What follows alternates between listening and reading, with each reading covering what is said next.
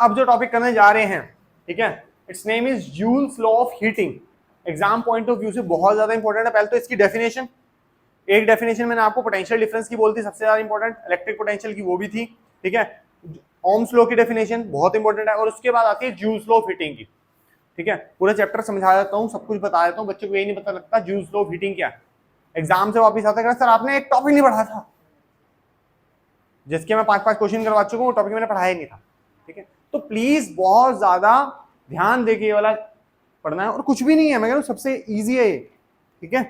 चलो फिर तो बात कर रहे हैं हीटिंग इफेक्ट ऑफ करंट की, ठीक है, जिसको हम लोग ठंड में बहुत ज्यादा यूज करने वाले हैं। जैसे विंटर्स आती है हम लोग इलेक्ट्रिसिटी से क्या बनाना शुरू कर देते हैं, हीट, ठीक है। उसके लिए कुछ स्पेशल काइंड ऑफ हम कह सकते हैं अप्लायंसेस यूज कर सकते हैं, जिसका नाम है geyser, heater, room heater, pocket heater, ठीक है। आता होगा मुझे पता नहीं, मैंने तो ऐसे बोला है, ठीक है, पॉकेट हीटर, ठीक है ना। और ठीक है, आजकल तो वैसे हीटर वाली रजाई आती है, ठीक है, और हॉट पैक्स आते हैं।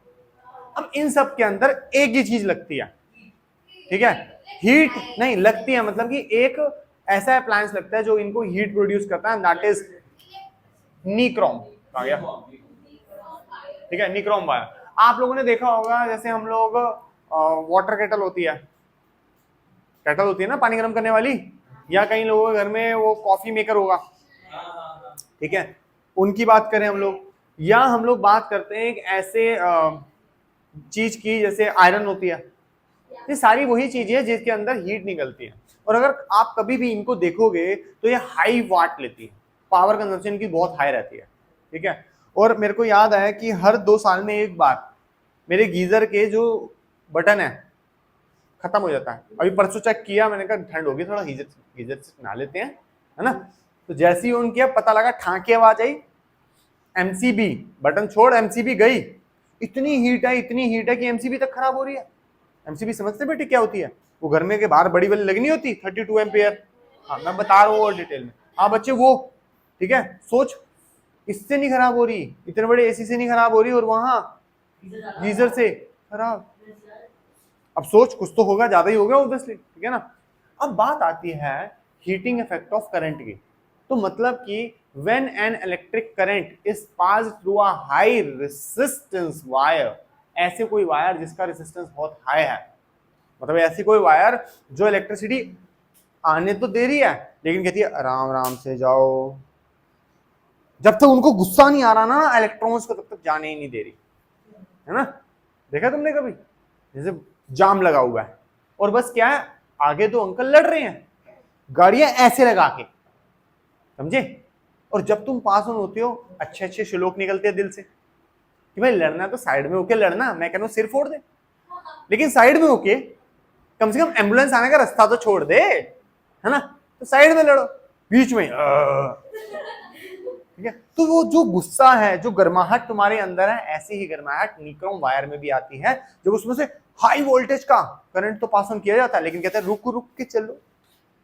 मतलब कि तुम्हें फरारी दे दी चलाने के लिए, V6 इंजन, बुगाटी चिरॉन दे दी चलाने के लिए V8 इंजन, लेकिन बोला कि बुध बाजार में चलाना है, बोला कि अपने मार्केट जो होती है वीकली मार्केट, इसमें चलानी है। तो क्या फायदा हुआ, कोई फायदा हुआ गाड़ी चलाने का, बस क्रेज है, फरारी चलानी है, कैसे, रेंगते हुए। तो गुस्सा आएगा नहीं आएगा इंसान को, गाड़ी भी अलग गर्म होगी, है ना, पागल बना के रख दिया। तो ऐसे ही गुस्सा आता है किसको, वो इलेक्ट्रॉन्स को, जो हाई रेजिस्टेंस वायर से पास ऑन होते हैं, वो हीट को प्रोड्यूस करते हैं। अब जब वो हीट में प्रोड्यूस करेंगे तो इलेक्ट्रिकल एनर्जी खा नहीं जाएंगे, यूज नहीं करेंगे ज्यादा। आप समझो, energy can neither be created nor be destroyed, it can only and only be convert from one form to another. अब मैंने इलेक्ट्रिकल एनर्जी ली है, अगर मैं इसको हीट एनर्जी में चेंज कर रहा हूं, क्या जितनी एनर्जी यहां से ली थी उतनी वहां जाएगी, नहीं, बीच में बहुत सारी मैंने कंज्यूम कर ली। आपने देखा होगा, आपने खैर नहीं देखा होगा वैसे, हमारे समय पे जो बल्ब जलते थे, मतलब हमारी तो फैक्ट्री थी बल्ब की, तो जो बल्ब होते थे उसके बीच में टंक्शन होता था, देखा बल्ब,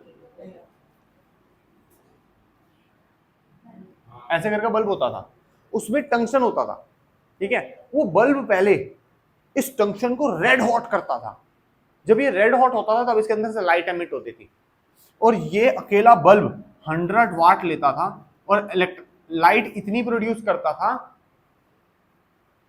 जितनी जितनी ठीक है, आज की डेट में 10 वॉट का बल्ब 10 तो ज्यादा बोल दिया, बहुत ज्यादा बोल दिया, ठीक है, जितना 5 वॉट का एलईडी बल्ब यूज होता।